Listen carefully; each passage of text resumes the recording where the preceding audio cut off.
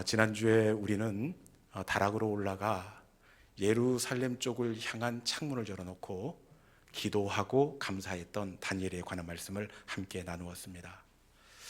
그런데 누가 봐도 이 상황 가운데서는 기도할 수도 없고 더더욱 감사한다는 것은 더 어려운 일입니다. 왜냐? 정적들이 다니엘을 걸기 위해서 지켜보고 있습니다. 누구든지 바벨론 왕 외에 구하거나 기도하면 사자굴에 던져놓겠다. 기도하기 수 없고 감사할 수 없습니다. 그럼에도 불구하고 다니엘이 어떻게 합니까? 이 상황 가운데에서 기도의 자리로 나아갑니다. 그리고 기도하다 감사하고 기도하다 감사합니다. 도대체 이 상황 가운데서 다니엘은 어떻게 기도하며 감사할 수 있었느냐?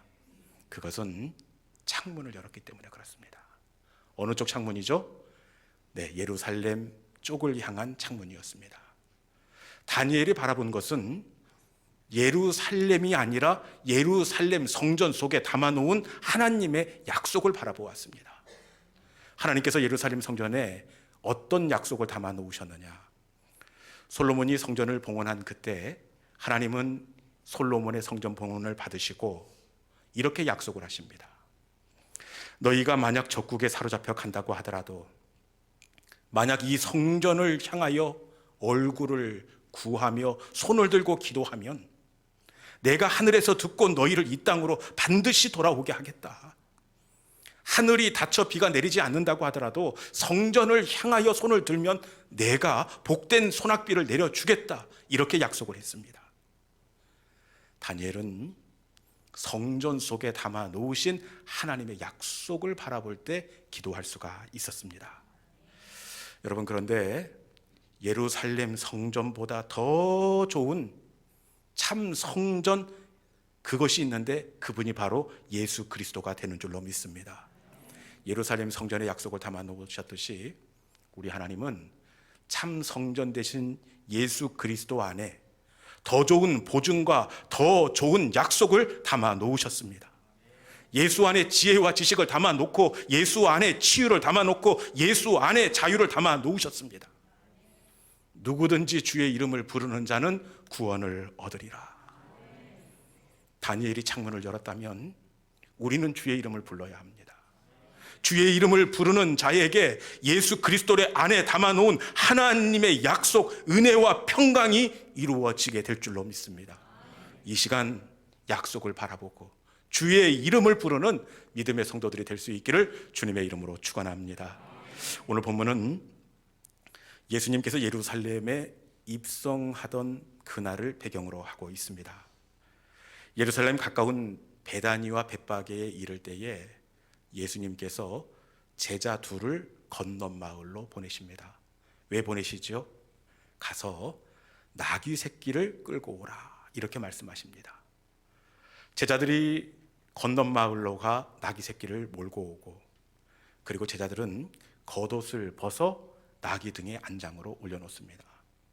그리고 예수님은 설마 했는데 이 나귀 새끼에 오르시는 겁니다. 여러분, 이 30살이 훌쩍 넘은 성인이 이 나귀도 아니라 이만한 나귀에 오른다고 생각해 보십시오.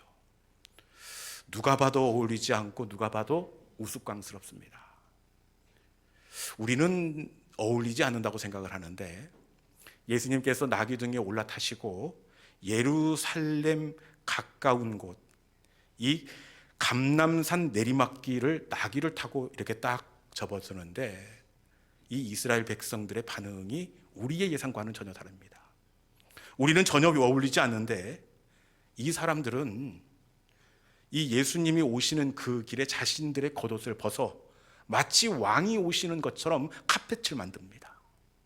그리고는 양쪽으로 도열해서 감람나무 가지를 흔들면서 호산나 다윗의 자손이여 찬송하리로다, 가장 높은 곳에서 호산나, 이 대단한 환호를 보내는데 본문 10절에 보니까 이날에 예루살렘 온 성이 소동하였다, 그렇게 되어 있습니다.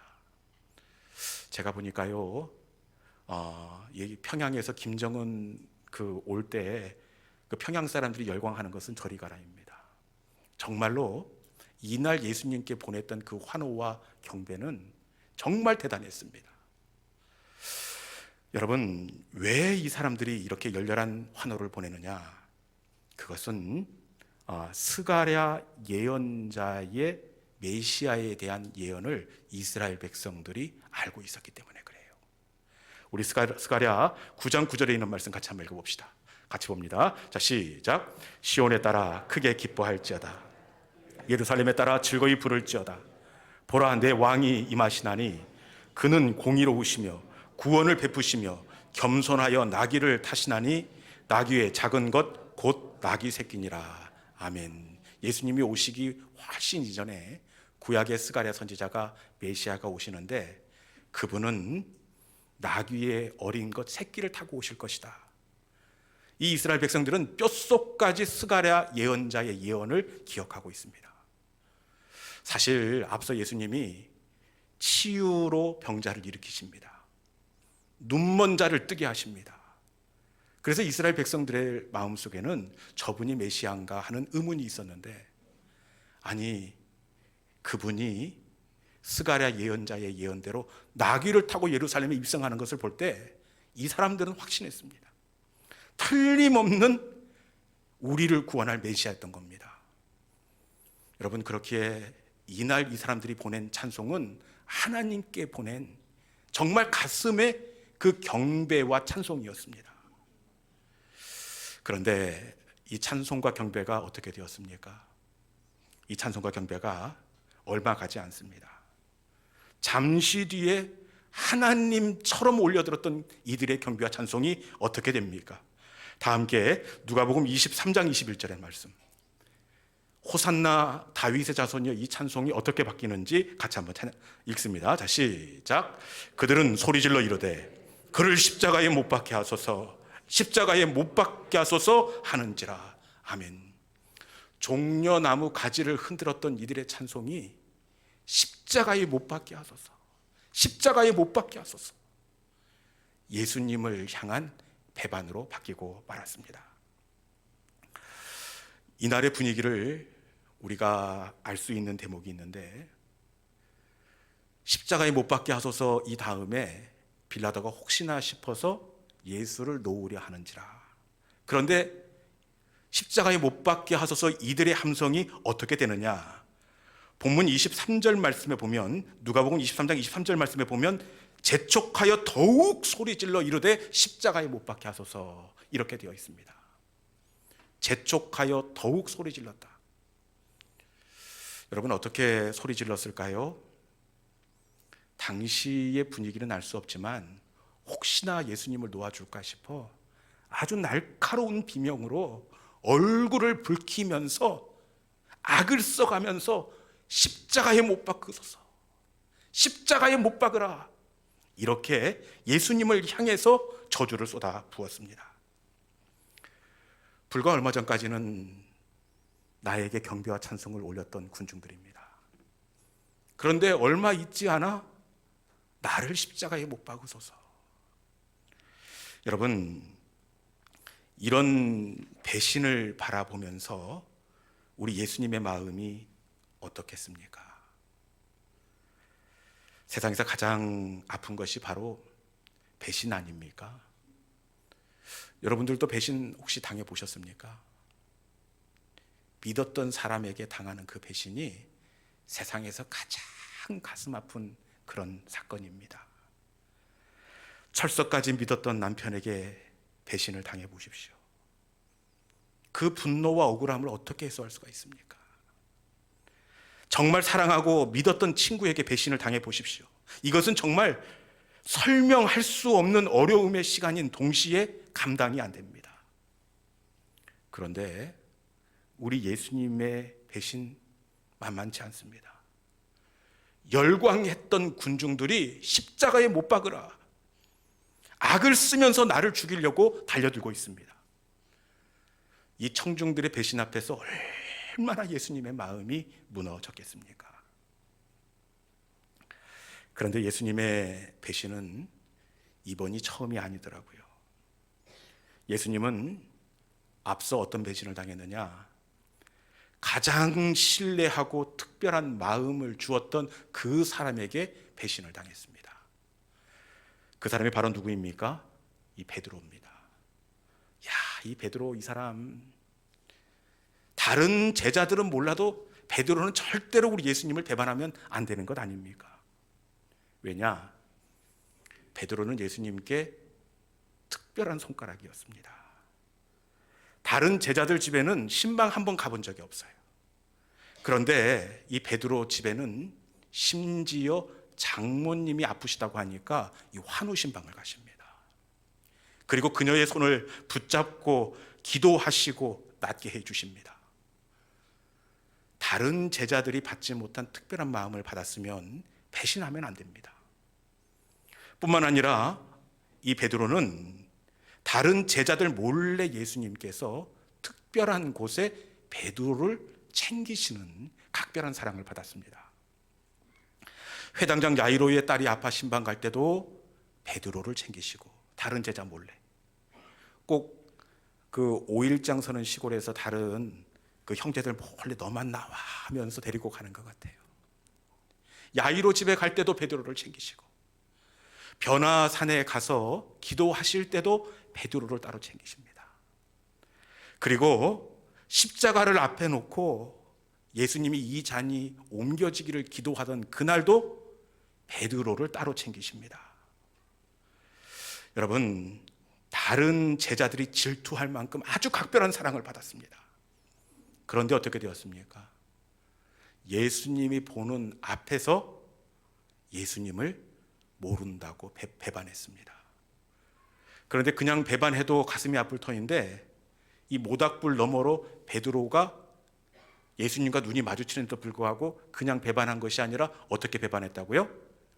저주하면서 나를 배반합니다. 여러분, 각별한 사랑을 주었던 베드로, 이런 베드로한테 내가 보는 앞에서 나를 저주하고 욕하면서 등에다가 칼을 꽂는 겁니다. 이런 예수님의 마음이 얼마나 아팠겠습니까? 이 베드로의 배반도 정말 아프고 힘든데, 우리 예수님은 일생을 배반을 당하세요. 또 누구에게 배반을 당하느냐? 이 가룟 유다에게 배반을 당합니다. 제가 이렇게 말하면 가룟 유다의 배반이 뭐가 아프냐고, 그 가룟 유다 벌써 떡잎부터가 다른 사람인데 아파할 거 없다고 이렇게 얘기할지 모르지만, 사실 베드로의 배반보다 이 가룟 유다의 배반이 훨씬 더 예수님께는 치명적이고 아팠을 것입니다. 왜냐? 이 가룟 유다를 우리는 나쁜 사람이라고 그러지만 예수님은 각별하게 생각하셨습니다. 예수님께서 각별하게 생각하셨다는 것을 어떻게 알 수 있습니까? 베드로에게 12 제자 가운데 돈계를 맡기십니다. 여러분, 이 돈계를 아무나 맡기는 겁니까? 그 사람의 성품을 인정했다는 것을 알 수 있어요. 야무지게 살림을 살아낸다는 것, 그 사람의 실력을 인정했습니다. 이렇게 믿고 인정했던 유다가 가슴에 칼을 꽂았습니다. 배반했으니 그 예수님의 마음이 얼마나 아프겠습니까? 그것도 짤랑거리는 은 30개의 나를 팔아넘겼어요. 여러분, 이 배반은 정말 말할 수 없는 아픔일 것입니다. 여러분, 그러면 왜 이 땅에서 우리 예수님은 일생을 이렇게 배반을 당하고 사셨을까요? 왜 그러셨을까요? 그분이 그렇게 이 땅에 육신을 입고 아파하신 이유가 있습니다. 그 말씀이 히브리서 4장 15절에 있습니다.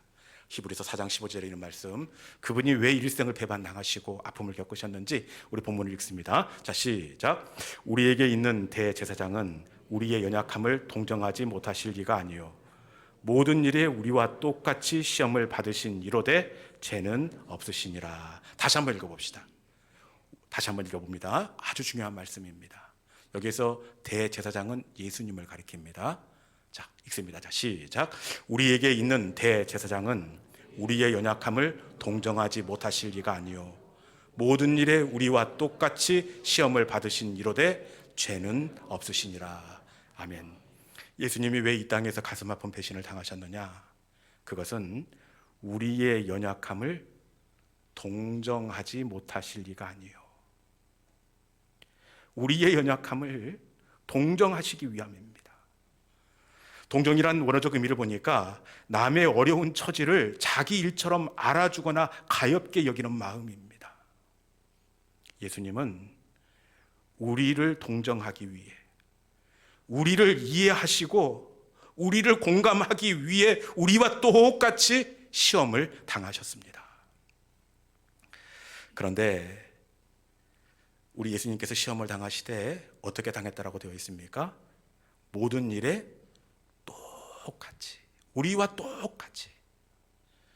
저는 이 단어가 얼마나 위로가 되는지 몰라요. 선별적으로가 아니라 우리와 똑같이 고난을 당하셨습니다. 실제로 우리 예수님은 우리가 이 땅에서 겪는 모든 슬픔과 모든 시험과 모든 고난을 똑같이 당하셨습니다. 아니, 우리보다 훨씬 더 아픈 그 상처와 시험을 당하셨습니다. 어떻게 할 수 있느냐? 사실 예수님은 이 어머니 뱃속에 생겨나면서부터 누군가에게 환영받지 못하고 걱정과 근심이 되어 주었습니다. 사실 뱃속에 아이가 생긴다는 거 축하받고 환영받을 일 아닙니까? 그런데 예수님은 뱃속에 생겨나면서부터 마리아의 근심이었고 아빠 요셉의 부담이었습니다. 뱃속에 생겨나면서도 그랬을 뿐만 아니라 태어난 날은 어떻습니까? 아무도 예수님을 환영해 주지 않습니다. 해산할 곳을 찾아 나서지만 이 집에서 거절당하고 저 집에서 거절당하고 결국에는 마국간에서 태어나셨습니다. 예수님은 태어나던 날도 거절을 당하셨습니다. 그러면 이 공생애 내내 그때는 조금 환영받았느냐? 그렇지 않습니다. 수 없는 병자를 고치고 먹이시고 입히시는데도 바알세불 귀신의 왕을 입혔다 오해를 받으십니다. 모함을 받습니다. 고향에서도 거절을 당하시고 심지어 가족들조차도 예수님을 미쳤다 하더라. 가족들로부터도 상처를 받습니다. 그리고 이 복음서를 보면 이 예수님의 아버지 요셉이 비교적 일찍 세상을 떠난 것으로 그렇게 추정이 됩니다. 예수님이 비교적 아버지를 천국으로 보내고 그 살림을 예수님이 책임져야 합니다. 왜 그렇습니까? 예수님이 맞이 장남입니다. 홀어머니 모시고 뒤로 동생들이 줄줄이 있어요. 그렇다 보니 예수님은 목수 일을 하시면서 모르긴 해도 가족들을 먹여 살리기 위해 허리 한 번 펴지 못하고 수만 번의 대패질을 하지 않았을까 싶습니다. 그러면서도 늘 간당간당한 수입 때문에 마음을 졸이시고 커나는 동생들 그 책가방을 책임져야 한다는 그 맞이의 고민 때문에 큰 그 상처와 걱정으로 세상을 사셨을 것입니다. 여러분, 예수님은 우리와 똑같이 시험을 받으십니다. 왜 그렇습니까? 그분은 우리의 연약함을 동정하지 못하실 리가 아니에요. 우리의 모든 연약함을 이해하시고 공감하시기 위해서 그렇습니다. 우리 예수님은 사랑하는 아빠 요셉을 천국으로 떠나 보내시고 피눈물을 쏟아부으셨습니다. 그렇기에 그 예수님은 사랑하는 남편을 떠나보내고 아직도 멈추지 않는 내 눈물의 깊이를 예수님은 알고 계시고 공감하고 계십니다. 아버지 없이 손이 부르트도록 대패질을 해 가족의 생계를 책임진 예수님은 내가 가정을 세우기 위해 밤을 새워가며 야근을 하고 이리 뛰고 저리 뛰는 내 마음의 아픔과 내 마음의 어려움을 예수님은 직접 경험하셨기 때문에 알고 계시고 이해하십니다. 십자가가 옮겨지길 눈물로 기도했음에도 불구하고 예수님의 십자가가 여전히 제자리에 있습니다. 옮겨지지 않는 십자가를 경험하신 예수님은 내가 주님 앞에 그렇게 눈물로 기도했음에도 불구하고 여전히 내 앞에 옮겨지지 않는 그 십자가를 보면서 낙심하고 좌절하는 내 마음을 예수님은 알고 계시고 이해하십니다. 잘못한 것 하나 없음에도 불구하고 일평생을 누군가에게 오해받고 모함당하고 거절당했던 그 예수님은 내가 당했던 배신을 알고 계십니다. 내가 주변 사람들로부터 당한 내 상처의 깊이를 공감하십니다. 비록 내 남편은 나를 몰라주고 내 자식들은 나를 이해하지 못한다고 하더라도 우리 주님은 이 땅에서 모든 시험을 우리와 똑같이 당하셨기에 우리를 동정하지 못하실 리가 아니요, 우리를 공감하시고 그 주님의 상처로 우리를 치료하시는 주님이십니다. 여러분, 우리 주님이 나를 이해하시고 나를 공감하십니다. 내 눈물을 아시고 내 그 슬픔의 깊이를 알고 계십니다. 그 주님이 내 눈물을 닦을 때에 진짜 위로가 있습니다. 그 주님의 어깨가 나를 감쌀 때에 우리는 그분 안에서 참다운 자유와 치유를 경험할 수가 있습니다. 이 시간 우리 주님께서 그 손을 내밀어 내 눈물을 닦으시고 내 등을 토닥이십니다.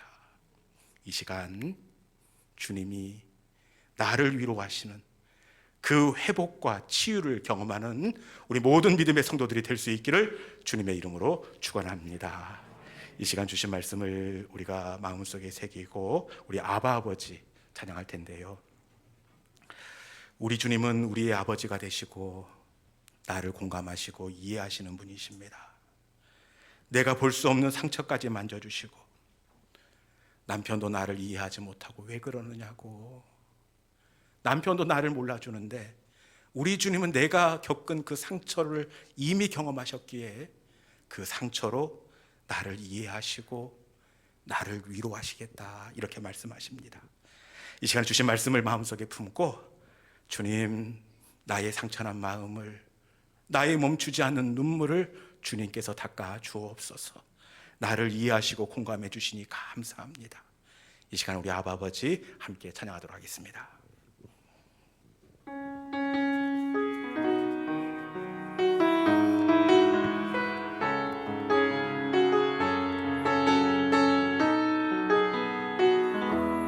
아바 아버지, 아바 아버지, 아바 아버지, 나를 안으시고 바라보시는 아바 아버지, 아바 아버지, 아바 아버지, 나를 도우시고 힘주시는 아버지. 다시 한번 찬양합시다. 아바 아버지,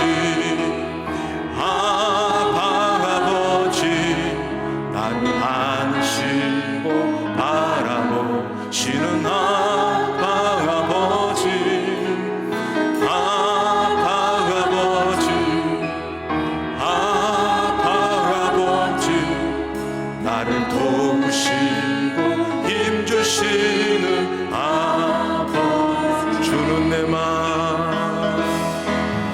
주는 내 맘을 고치시고 볼 수 없는 상처 만지시네. 나를 아시고 나를 이해하시네. 내 영혼은 새롭게 세우시네. 주는 내 맘을 고치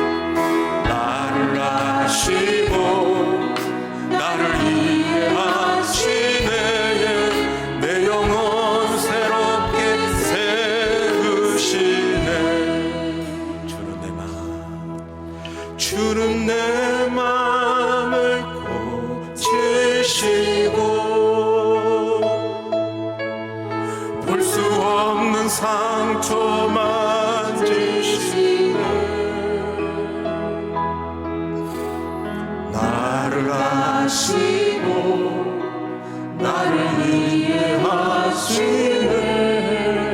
내 영혼 새롭게 세우시네. 나를 하시고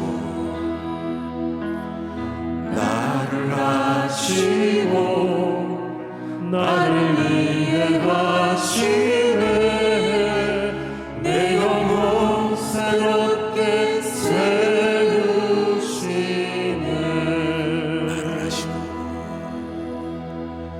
나를 하시고